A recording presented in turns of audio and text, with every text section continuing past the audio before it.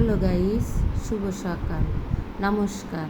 আশা করি যে যেখান থেকে আমার এই মুহূর্তে ভিডিওটি দেখছো সবাইকে অসংখ্যবার ধন্যবাদ।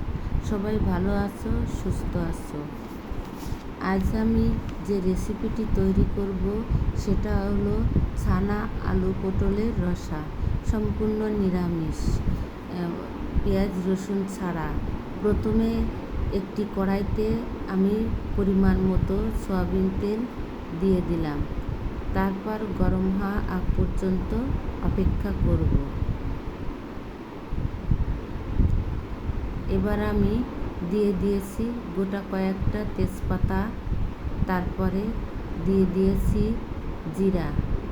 জিরা আর তেজপাতা একটু ভাজা ভাজা হলেই সুগন্ধি বেরোলে দিয়ে দিব আলু পটল তেলের সঙ্গে ভালোভাবে ভাজা ভাজা করতে হবে, একবারে ভাজা না, মিডিয়াম।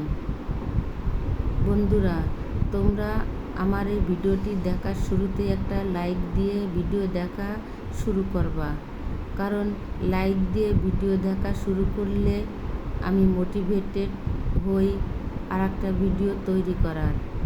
প্রথমেই দিয়ে দিয়েছি স্বাদ পরিমাণ লবণ, দিয়ে দিয়েছি ধনিয়া গুঁড়া, দিয়ে দিয়েছি লাল মরিচের গুঁড়া, দিয়ে দিয়েছি হলুদের গুঁড়া, সবগুলোই পরিমাণ মতো। এবার সবটা উপকরণ একসাথে মিশিয়ে তরকারি কষাইতে হবে, ভালো মতন কষিয়ে নিতে হবে। বন্ধুরা, তোমরা যদি আমার ভিডিও দেখে একটু কোনো অংশে ভালো লাগে তখন লাইক কমেন্ট শেয়ার করতে ভুলো না, এবং নতুন বন্ধুরা তোমরা সাবস্ক্রাইব করে পাশে থেকে যেও। আমার তরকারিটায় আমি ঝোল দিয়ে দিলাম।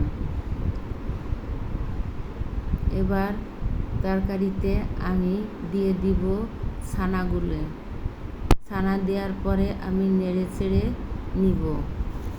আমি গরম মশলা, এলাচ, দারচিনি দিয়েছি, ভিডিও দেখাতে আমি ভুলে গেছি, তার জন্য আমি দুঃখিত। আমার রসাটা হয়ে এসেছে, কারণ এটা ঝোল ঝোল থাকবে, নামানোর পরে ঠিক হয়ে যাবে। আমার ভিডিওটি এখানেই রাখছি, পরবর্তীতে দেখা হবে অন্য কোনো ভিডিওয়।